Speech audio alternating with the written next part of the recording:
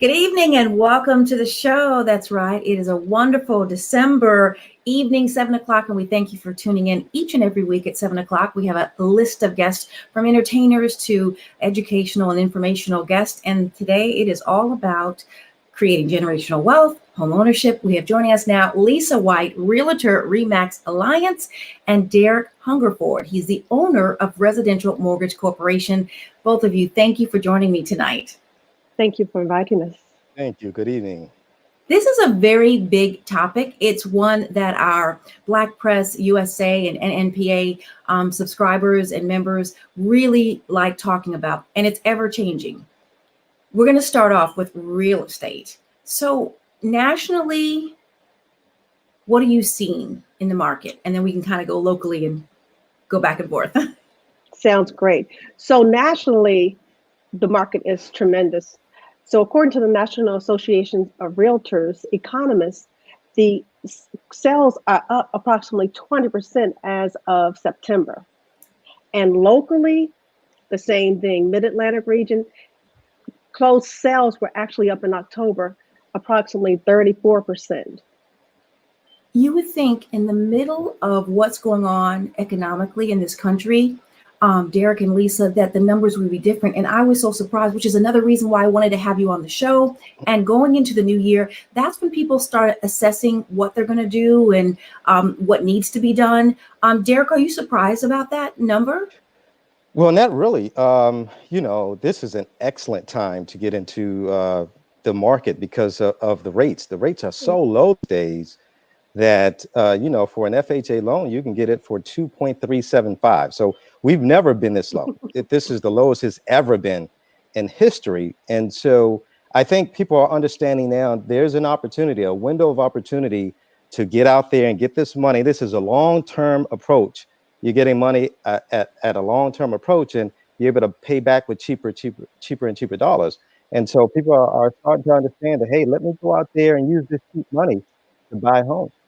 So I'm also hearing that people that are obviously not affected by the pandemic or the wealthy are snapping up property and moving and taking advantage of these numbers that we're talking about here, right? Absolutely. Absolutely. We're definitely seeing that. So oftentimes we're locked in the houses, right? And so you're looking around and you say, either this is too much house or this isn't enough, And so people are definitely making moves. Instead of staying in that property and waiting to retire, they're going ahead and moving and buying that retirement home because guess what? Technology allows us to work from home these days. And money's cheaper, some people are saying, by being, as Derick said, in the twos, so they can afford more house. Yeah, and investors are jumping in as well, as you said. So they're able to get low interest rates as well to buy these investment properties and get margins on that, the difference between the payment and the rent that they're bringing in. So it's just a great opportunity. So maybe I can start with you, Derick. So, or either one, actually. What is the first step? We have a couple of stages I consider buyers. You have the first time home buyers. They've never purchased at all and they're thinking about it. And then you have someone that has bought a home or two. And then you may have someone who wants to downsize. Let's start off with the first time home buyers. Are there, and again, you guys are in the DMV, DC, Maryland, Virginia area, and there's some things you can speak upon nationally. Are there big incentives for people? And this is a very popular area for people to move into because of the, high incomes here and job opportunities, not maybe right this moment, but definitely with the government being here. Are there some things that the public needs to know when it comes to first-time home buyers, deals and specials? Okay, I can start off. There actually are a lot of programs out now. They left the market and now they're back. Okay. And so when you buy a house for a first-time home buyer, you have two costs. You have the down payment, which we can talk about, and then you have your closing costs. There are actually programs that will pay for your down payment and part of your closing costs. Wow. Back in the day, you used to need 20% down to buy a house. And some people still think that you need 20%. Okay. No, you don't need 20%, you don't need 10%. There are ways to actually get into a house with zero money down out of your pocket if you use some of these programs. So there are a lot of government programs, a lot of different types of programs that will help first-time home buyers to buy for the first time. So when they're coming to a mortgage corporation like yours, what do they ask, or actually what should they ask a company like you? Because if we're a first-time home buyer, we're not going to know the questions they ask. So as they're seeking out companies, or whether they come to you, what questions should they ask so they know that they're getting what they need to know that pertains to them? Well, a lot of people ask, what is the interest rate? And that's a very good question, but that's not the most important question. Okay. Because a low interest rate on the wrong program can be very bad for a person. And so we want to make sure that a person is kind of looking at long-term and short-term approach. Okay. They want to find out how much money they need right now, how much money they're going to need down the road. A lot of people can buy a house, but they can't actually maintain that house. And we don't want to get anyone in a house Okay. where, 6 months down the road, they can't make that monthly payment. So I do a lot of asking questions. I mean, do they have 6 months of reserves in the bank after they go to closing, or are they using their last dime to get into that house? That's a very important question. Um, and so you have to ask certain questions like that. Are you ready to buy a house? Are you asking yourself the right questions? It's not just about, buying a house because your next door neighbor bought a house. It's about buying a house because it's time for you. You have your finances in order and you're ready to move forward. So those are some of the questions that you might need to ask before you get out there and put yourself in a situation for a long-term contract. That's 30 years of you buying and paying that mortgage. And what I tell first-time home buyers, hey, look, I can get you a loan, but I can't make that mortgage payment for you. And so you got to make sure that you're wanting and making sure that you're available to make those payments. Now, we have a lot of people that are tuning in from all across the country, and of course, here in the DMV. We welcome you to submit your questions so we can ask the experts right here. Now, obviously, keep in mind that sometimes you'll have to do a one-on-one after, but there's some general questions that they can answer right now without getting your social security or your income and where you live information. But to answer questions and get it from someone who's reputable and has been doing this for a number of years. Joining us, of course, is Lisa White. She's a Realtor Remax Alliance agent. And we have Derick Hungerford. He is the owner and principal of Residential Mortgage Corporation. Again, they are in the DMV, DC, Maryland, and Virginia, but they have knowledge about the industry in general and some of the programs for first-time home buyers. So if you have some questions, please submit it. And I feel like my phone is buzzing now, so I'll be asking you a couple of questions from people that always text me during the show. So let's start with this from the very beginning. So Derick, I'm first-time home buyer. What should I be doing right now before I contact Lisa? You should get organized and make sure you get your pre-qualification. Okay. One mistake a lot of buyers are making is they're going out and they're shopping for a mortgage before they get their pre-qualification. Okay. And so get organized. The three things that an underwriter will look at will be, number one, your credit and credit scores. You want to get your credit score as high as possible. The second thing we look at is your debt to income ratio. That's a ratio that we look at of your debt compared to your income. And we want to make sure that your income or your debt to income ratio is about 45 or less. And if you have a high debt to income ratio, then we have to kind of work on some things. That simply says that 45 to 50% of your income is being used to pay your bills. And so you certainly don't want that to be 60% or 65%.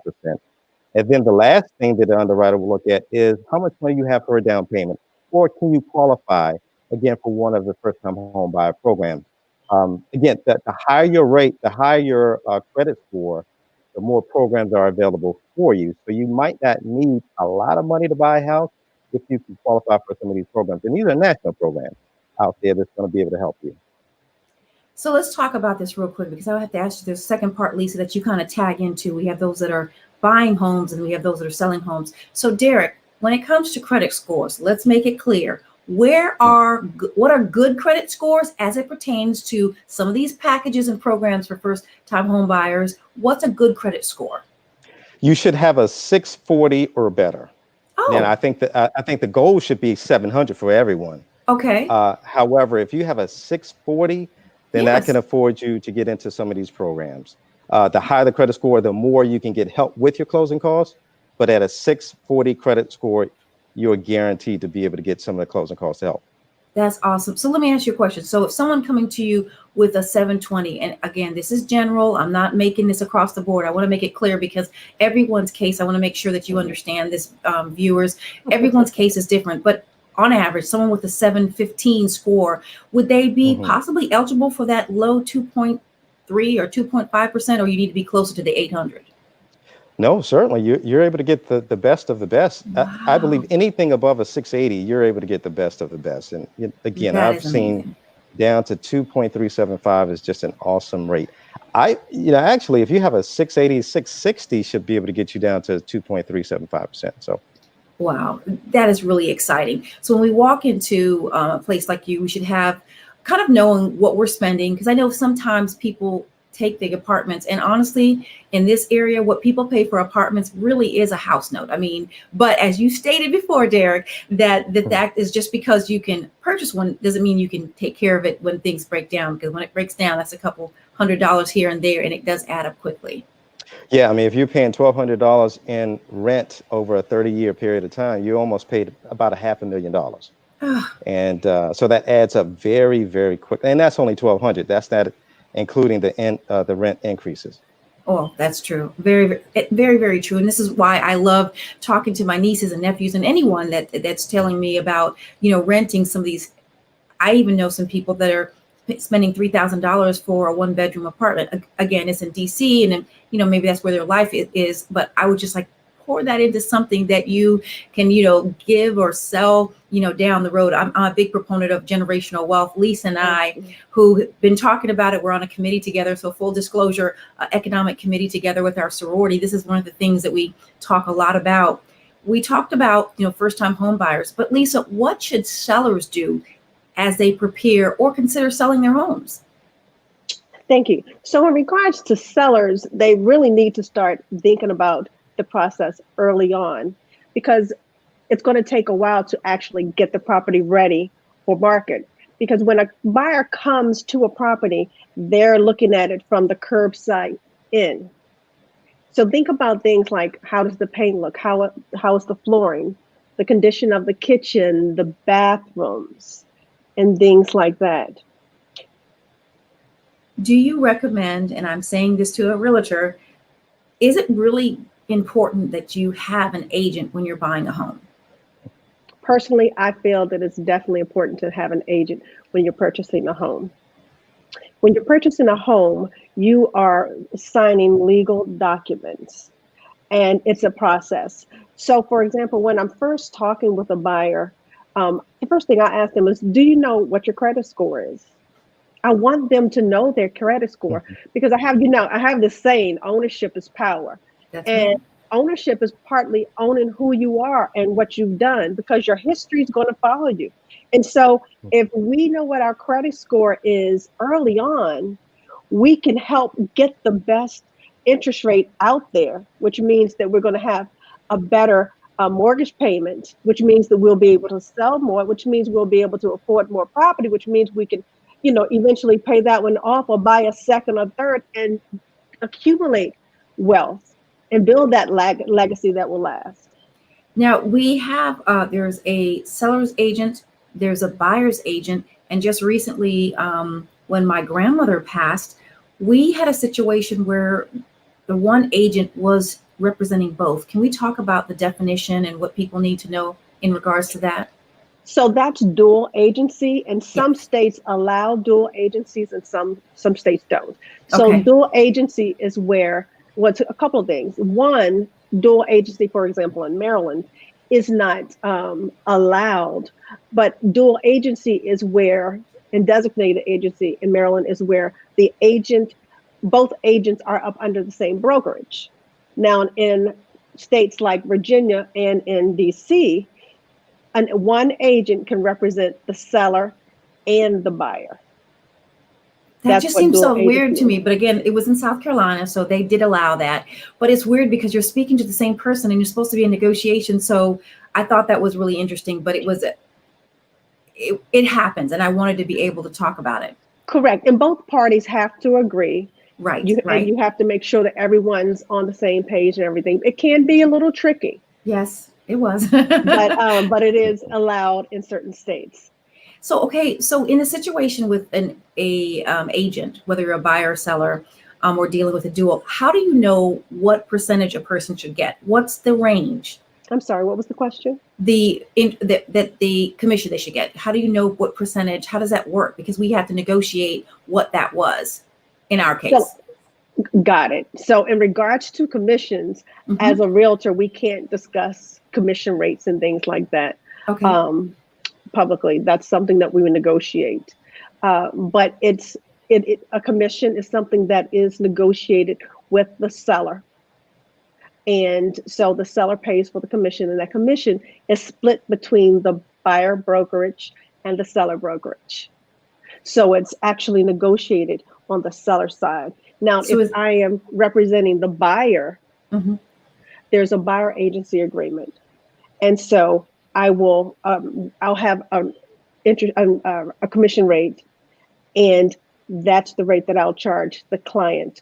And that can be slightly negotiated, possibly. It depends on what the brokerage allows.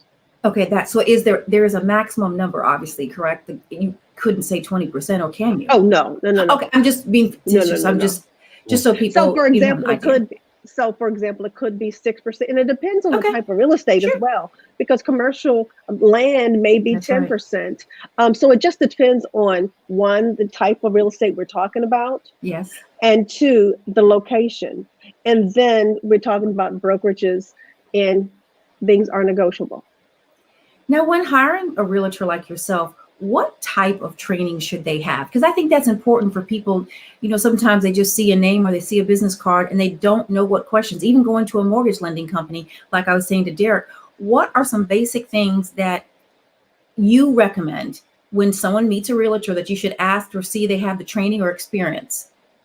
Exactly. So when it comes to a realtor, you want to make sure that you've got a realtor that, one, is licensed in your jurisdictions, the state that you're in. So, for example, Maryland, DC, or Virginia, because laws can be slightly different. So you want to make sure that that realtor knows the laws in that state and the forms that will need to be used to represent you best. The other thing you want to make sure that is someone who has experience. So, for example, I've got over 30 years experience in real estate, and we have to take continuing education courses, because guess what? Laws and things change. It can change within months. Actually, these forms can change within months. So that's why it's important not just to have the right realtor, but make sure that realtor is under the right brokerage. And I'm not just talking about that one brand. I'm talking about that specific broker, because you want a brokerage to make sure that they have the most recent forms that the realtor is going to use to represent the client. So it's very important to make sure that when you're searching for a buyer agent or a seller agent, that you're researching and you have a clear understanding of who that agent is. Make sure that they know the market that you're looking in, and that they can answer all the questions that you have, and that they're more about your needs versus their pockets. So very, very important. So we welcome your questions. I know I've got a couple here that I want to ask you. One more before we jump with Derick. If you have a question, simply make your comments and we'll have the experts. We have Lisa White, Realtor Remax Alliance. We have Derick Hungerford. He is the owner and principal of Residential Mortgage Corporation. So they want to answer any of your questions you have. First-time home buyer, maybe you want to downsize. Maybe you have a home and you want to upsize, because apparently that is what people are doing, believe it or not, in the middle of this pandemic. Lisa, tell me, now that we're in the pandemic, what's an average day like for you? How does your day start? And I know that you probably don't even have an end time, right? Pretty much. So as a realtor, we're working 7 days a week, pretty much. Wow. And because our clients want us to be available, whenever they're available. So my average day, so I'm normally waking up around anywhere between 5:30 and 6:30. I try to get exercise in, watch the news and things, and just get my mind set, listen to something positive. Then I start checking the emails and making calls, getting back to clients, answering questions that might come in from lenders. I also might have to meet with home inspectors. So that's one of the things in regards to a realtor when working with a buyer, so it's not just that realtor, you want to make sure that that realtor has connections, and they have the home inspectors, they've got access to good lenders, contractors, and different things. So I'm speaking any given day, I'm talking to various lenders, home inspectors, different buyers. I have a transaction coordinator as well because I'm a busy agent. And so I can't I can't keep track of everything. So what I do is I have to make sure that I've got that transaction coordinator so we can make sure that we're taking care of business on time or in advance. Because you do know I'm a project manager by trade, and so I understand the importance of making sure that we're on task. So I make sure. Go ahead. I think since you said that, a project manager, I think we could kind of step back and kind of your family you were meant to do this. So I'm going to let you kind of give a little history of how you got into real estate, because it really is in your blood, right? Right. So I tell people real estate's in my blood. So my grandparents on my father's side, they were actually entrepreneurs and had properties. And my father was a real estate investor and had a masonry business.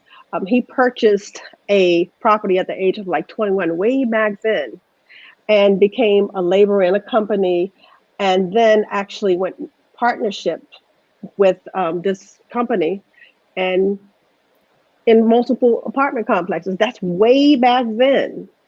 And so he never sold. So he has built wealth in real estate between doing what was right on the job and being recognized and moving up on the job, to them actually asking him if they could borrow money.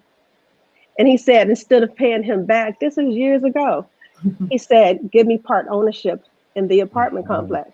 He did that twice, way back then.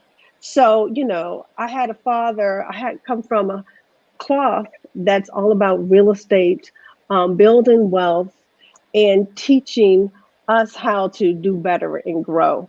I can remember sitting at the table with him when he was writing out bills. He would have me to write out the checks and he would sign them. He would take me to the meetings with the CPA or his lawyer and things like that. So I love talking about generational wealth building. I got off track earlier on. Many of us do, right? Yeah, yes, we absolutely. go to college, we have all the credit cards, all of that. But we've got to get back on track, because the one thing that he told me, cash is king. But if you don't have good credit, you can't make money moves. So if you want to really be a boss and make some money move, you want to have good credit. I think that's true. I tell the story because for 15 years in the DMV area, I did a money show. And I tell them that I was fortunate to have the father that I had, but in college, I ran up 22 credit cards. And when you're in college, they tell you it's like $10 a month. I'm like, okay, that's cool. But 22 and $10 a month, and then add what you should be paying. And so the third time he was like, that's it, you're paying it yourself. And I was like, okay, oh, wow, this costs this. And I think it's the exposure. My father, who's not a financial person, but he's a person with high credit. He's a person who believes in paying it off right away before people really talked about American Express and the black card. So he was one who understood the power of money. And in retirement, he's just a smart person when he understands not holding to credit cards and paying them off as soon as possible. So I love talking about it. And I exposed my daughter at a very, very young age and talking about it. And sometimes parents who may be afraid and they've never worked with a checkbook or balancing or having a budget, which I didn't learn the B word until I was in my 20s, even though my father was trying to preach it to me. I just think no time is too late, and we start talking to our kids about it. I really wish the school system could do more about talking to our kids about ownership and creating generational wealth. And both of you two here understand that fully, and we're going to be talking about that. If you're just tuning in now, we welcome your questions. I have a couple here that are directed to you, Derick Hungerford. He is the owner and principal of Residential Mortgage Corporation. So I want to ask you about what are some big mistakes that home buyers and homeowners make that you've seen? Okay. I think in terms of home buyers, I think I kind of mentioned as number one is shopping for a mortgage the wrong way. Okay. And I will tell you that if you want to get the lowest of the lowest rate, you can go right online and shop that way. Now, the question I ask, is that the best way to go about shopping for the biggest asset that you're ever going to have? You don't want to commoditize the biggest investment. And so, I believe, just as Lisa was saying, I believe that, you go with someone with some experience, you make sure you get a referral, you ask the right questions. We ask a ton of questions, your social security number, date of birth. I mean, we get everything from you, but I think buyers are not asking the right questions to loan officers. How long have you been in the business? How many clients have you served? Do you have any referral letters? Those are the types of things that I think those who are looking for homes should do. In terms of homeowners, I think their approach, we were just talking about building wealth. I think some homeowners' approach to getting rid of the mortgage, we always want to get rid of the mortgage. I ask people, well, why are you buying a house? And they say, okay, for the tax advantage of the equity and all of those sorts of things. But then they try to pay it off early. And that's a worthy goal, to pay your mortgage off early. But it's a way to do it, and there's a way not to do it. And a lot of people are focusing on paying off their mortgage or getting into a 15-year contract or a 10-year contract, and they don't have 6 months of reserves in the bank. And so I think having a specific plan, people can make a decision, but if you don't have a plan, you should have a plan before you make that decision. And so I think paying off your mortgage is a worthy goal, but it's a way to go about. You have to put money in your 401k and in your other investments, and then look at paying off that mortgage. A lot of people think that from a homeowner standpoint, a lot of people think that the home has a rate of return, meaning that the house goes up and it has a rate of return, and that's not the truth. Let me get this cup right here. I have some water. If this was my house and it was worth $100,000 today, and I take all of my money, okay, and I dump all of my money into the house, the value of this house is still the same. It's $100,000. And so what I teach homeowners, sometimes you got to keep it separate. It just depends on where you are. This is not for everyone. But sometimes you have to keep it separate. So you have two horses working instead of one. If I can build my money and I can get the appreciation in my house, I have two things working instead of one. And so I think that some homeowners are kind of making a big mistake in terms of going on after certain mortgage programs, and in their mind thinking, okay, let me go with a 15-year mortgage. Well, I got you. That's fine. But you got to realize that 15-year mortgage may be a $3,000 payment as opposed to a $1,500 or $1,800 payment. Why not get the $1,800 payment and do a biweekly payment instead, or make more toward the principal? So there are certain ways that you can do in terms of building equity and getting your house paid down sooner, as opposed to going through those traditional ways. You are reading my mind, because I wanted to ask you about that, paying on the principal. Can we talk just a little bit about that for people to understand the importance? And again, this is relative to whatever your situation is. So if you're listening to our wonderful guest here, this is not ironclad for anyone, but you have to have the right information from people that are working with the program, who have the experience, the expertise, and the training. And I really advise people, and I think the three of us were joking before we actually went online, not to ask a neighbor unless they're in the business. You need to ask people who are in the business. I mean, right?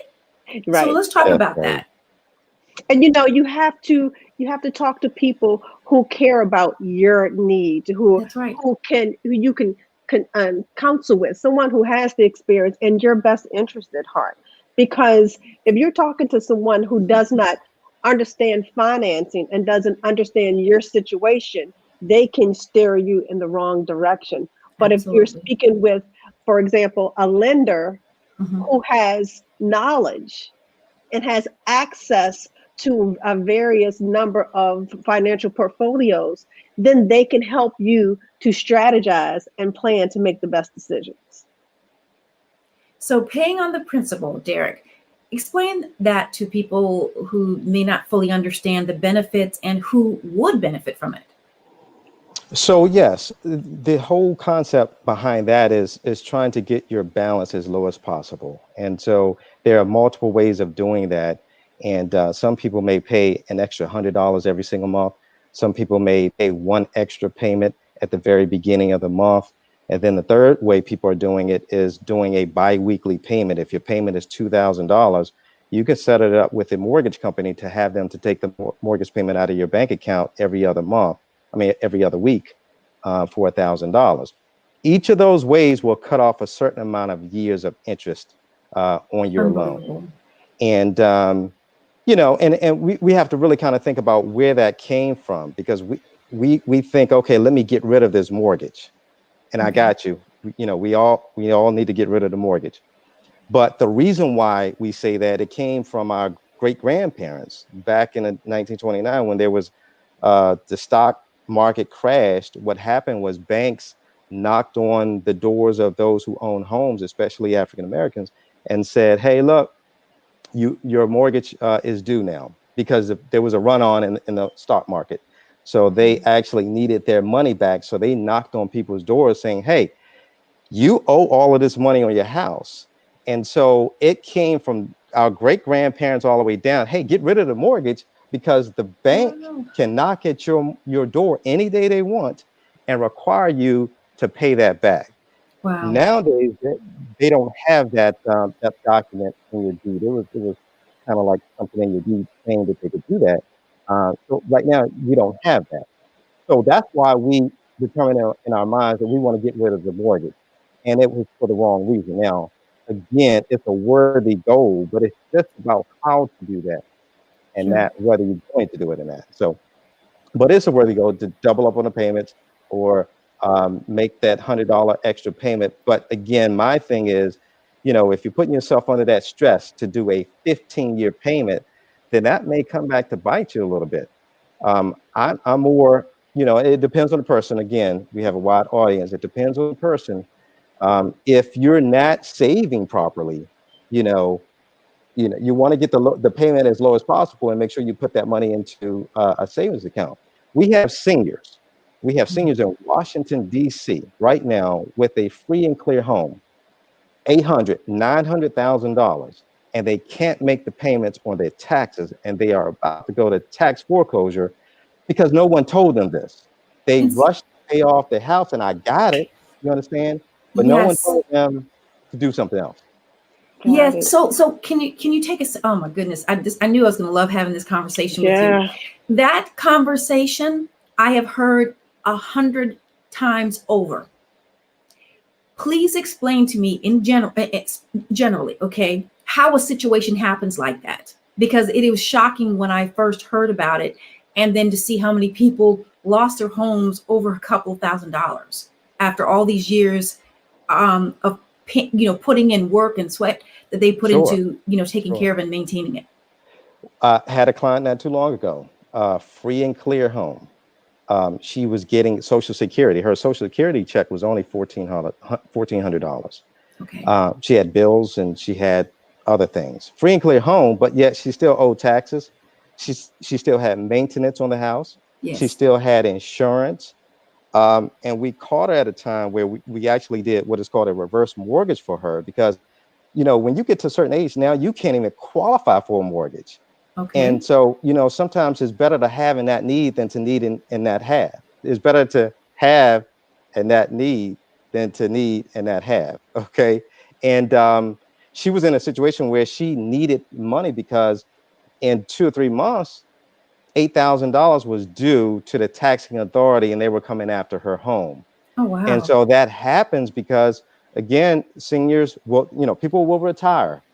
And again, if you don't have a plan, a long-term strategy, things are going to come up. Murphy's Law, things are going to come up. You're going to need some money. So you have to have that 6 to 9 months, you know, and that's what happened with, you know, the financial crisis. I would suspect that if 90% of the people had 6 to 12 months of reserves in the bank, that they would have been okay. A lot of people went into foreclosure during that time because they didn't have the reserves. And so we have to really talk about not just, hey, pay off your home, but we have to talk about, hey, let's build wealth. Let's put money away. Let's have two things working, your assets and your home is an asset, but let it work for you. And at some point, you'll be able to pay off that home. but you can get really hurt by having a free and clear home, low income. What do? I remember reading something, Derek and Lisa, that stated the average American does not even have $1,200 saved in the bank. That's pretty scary. That honestly, that is a really car scary. repair, right? Yeah. One car Yeah. repair. Yeah, and I read something that said 70% of the people, if they had an emergency, could not come up with $2,000 to pay whatever they need to pay. Wow. And it's definitely a problem. It's definitely a problem. This has definitely been a wake-up call for a lot of people. I mean, nobody planned a pandemic, and no one in their wildest dream would think we're now going on what is December? So 11 months? No, 10 months of thousands of people, millions of Americans out of work, and not sure how many months it will go into 2021. So now more than ever, it's so very important to plan. But I think, Derek, you keep saying it, it's talking, and Lisa, you too, of talking to people who are not just in the business of closing the deal, but Right. being able to show you things that will help you. And I honestly believe if you do a good job, referrals are priceless, right? Referrals are Absolutely. priceless when you think about that. When I purchased my first and my second home, I did not know about exotic loans. I did not know that people could say I worked on my own and make their own. I never heard of that before. But when I Right. came here, I had so many people that I had came into contact with and said, "Oh yeah, I just bought $1 million home," and I said, "But are you working?" And they're like, "Well, I do." And I'm like, "Wow, that is amazing." I mean, Yeah. obviously things happen a couple of years later, but I mean, I've just been really amazed about that. Can we talk about the types of loans? And you mentioned it. There's the VA, FHA. Can we talk about some of the loans available and who qualifies or who's able to apply for them? Mm-hmm. So there are four major types of programs. You have the conventional loan, the FHA, the VA, and USDA. Now, under those four major categories of loans, there are different ways to actually finance a home, really mainly under FHA. And so when you look at an FHA, that's usually for the first-time home buyer Okay. because it minimizes your down payment, because also you can have a higher debt-to-income ratio, and then lastly, you can have lower credit scores. To be honest, the FHA or HUD allows a home buyer to have a credit score all the way down to 580 Wow. and still buy a house. That's the FHA. Okay. Under conventional and that's FHA and VA, as a matter of fact. But under Okay. conventional and USDA, it's a little different.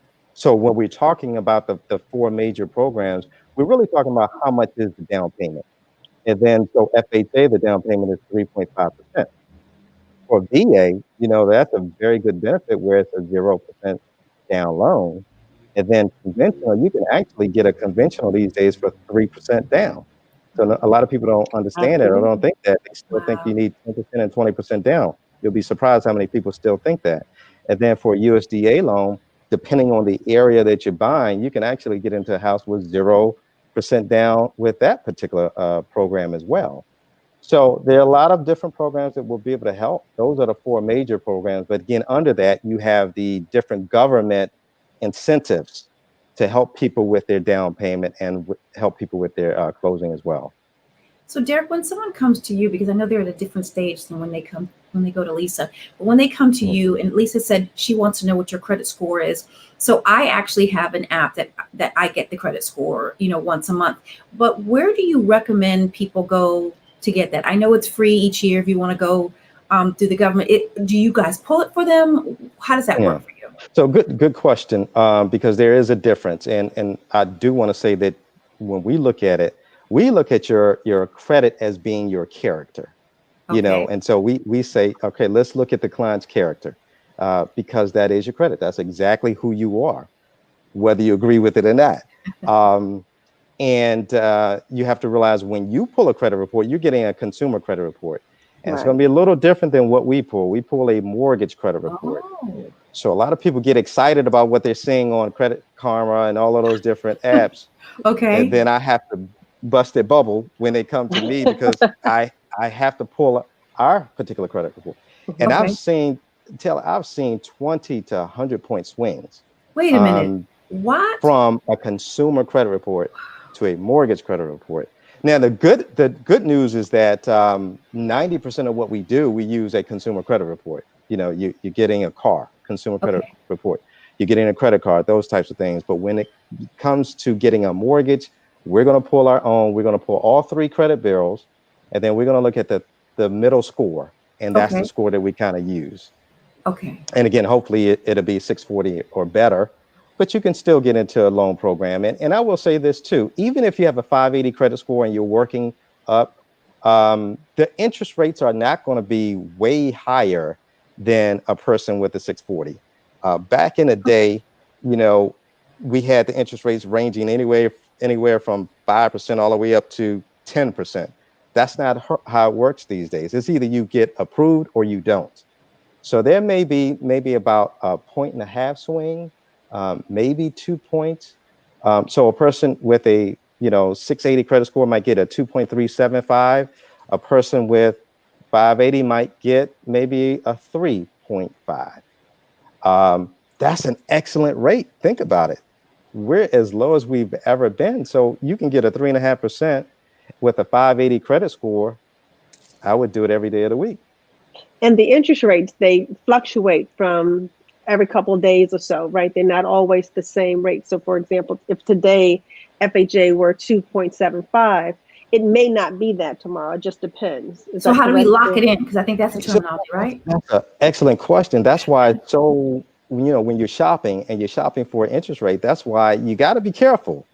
And I said, asking the interest rate is a very important question, but it's not the only question that you ask. No. Because you can call me at 2 p.m. on Thursday and call someone else at 3 p.m. on Friday, and they have 2 different rates because the market has shifted and changed. Okay. And then so you got to kind of really go with someone who, you'll know who you should deal with, and go with the person who, if you go with the person that you know that you can trust and that you were referred to, then you know that they're going to get you the best rate of the best rate. That's just their character. And as a home buyer, a person looking for a mortgage, I don't think we ask them character questions. We're simply asking surface questions like, what is your rate? Well, that thing can change the next day, and then now you're stuck with the rate that's higher. How do you lock it in?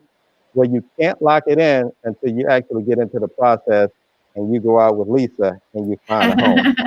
Jeez, we can make that lock in for you. Yeah, so exactly. You like when they come, I guess they come to you and say, I can afford a home that's 300, 400,000. I know most people, they tell you one price, but they always look for higher price things, don't they?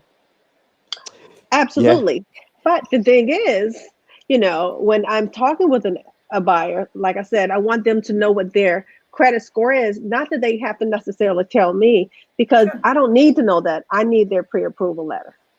Oh, I need okay. Yes. I need that pre-approval letter from their lender so that I can talk with the lender and find out where we are. Hopefully that letter will be self-explanatory and they have pulled the credit. They have collected all of their documentation and run them through desktop underwriting, especially in today's market. So the one thing we haven't talked about is that it is totally a seller's market right now. And so it is extremely competitive out in the market. So even when it's not a seller's market, you still have to have that pre-approval letter. So you've got to have the pre-approval letter in hand. And then I'm also going to want to know what type of cash you're working with.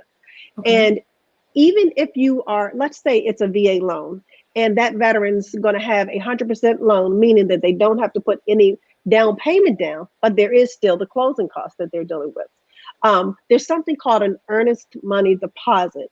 So when we are submitting a contract on a property, I'm going to need that pre-approval letter as well as an earnest money deposit. And the earnest money deposit is it's usually 1 to 3% of the sale price. And what you're doing is it's a good faith estimate to the seller saying, seller, I am willing to purchase your house. I really want to purchase your house. And I'm asking you to allow me to purchase it for this amount and take it off the market and not market it to anyone else. That's the purpose of that earnest money deposit. Now that earnest money deposit is at risk. So if you put down $10,000 and just decide to walk away and go against the terms of the contract, you are at risk of losing that $10,000. Wow. However, in today's market, if you want to win a deal, you have to show the sellers that you are serious about purchasing their property, because the interest rates are so low right now that there are more buyers in the market than there are houses in the market. So it's truly supply and demand. Sellers are loving the house and staying there and refinancing, or they're listing it and moving on, but not enough houses are coming on the market in comparison to the number of buyers that are looking for properties to purchase. Lisa, what's the average home price now? It depends on the area. It definitely depends on the area. In Washington, D.C., it's in the sixes. Okay. It just and it that might depends. need rehab work, right? I've seen some that were higher. Absolutely. Complete rehab. I'm like, are you kidding me? Correct. That could a complete rehab in DC could be, but that's according to the stats, is giving us a median sale price of in the sixes. So it just depends on not just the state, not just the county, but the zip code. They can vary. The median prices can vary.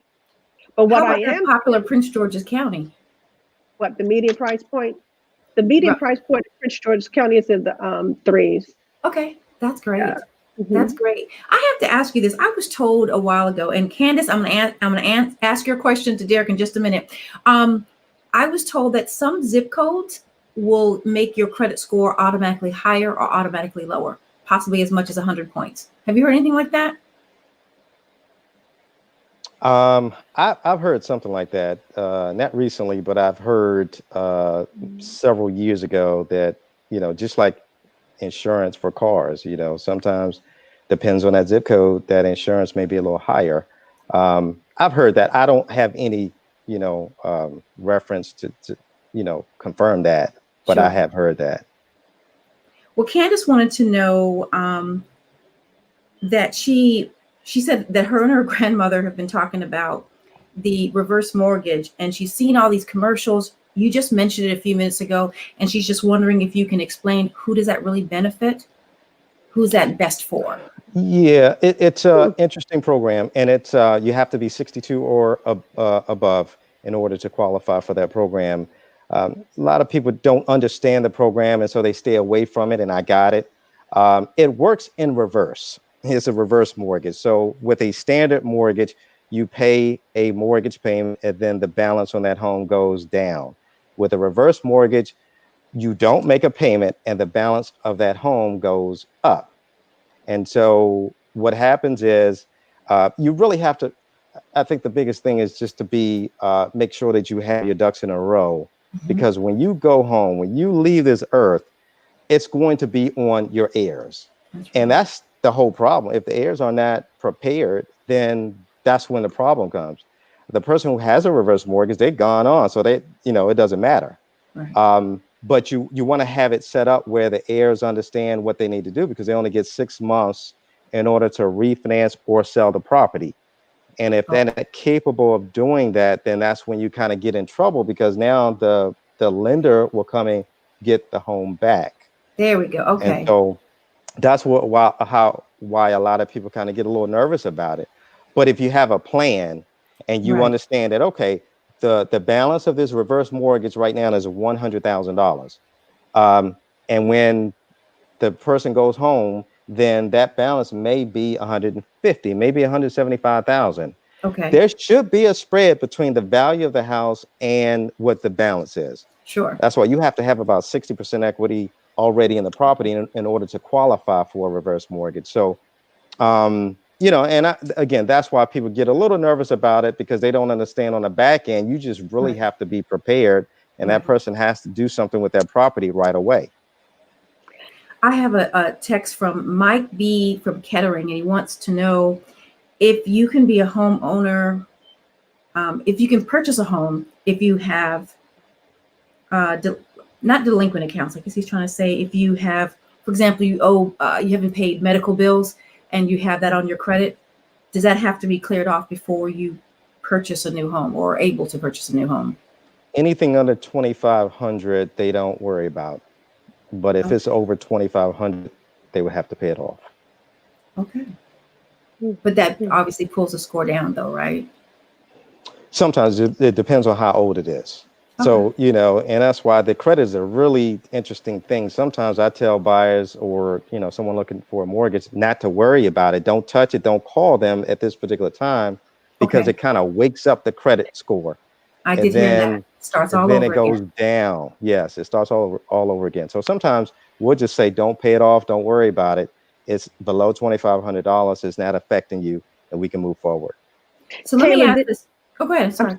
Sorry, but this is one of the reasons why it's so important to know the lender. Because if you go online and just try to get a loan online, you don't know, you don't have a relationship with that person. And most of the time they're just employees. Right. They're not even, you know, really experienced. You want a lender who is going to take a look at your documents, who's going to talk to you about your situation and help you make the best decision. Because home buying is more than just having shelter. It's about building generational wealth.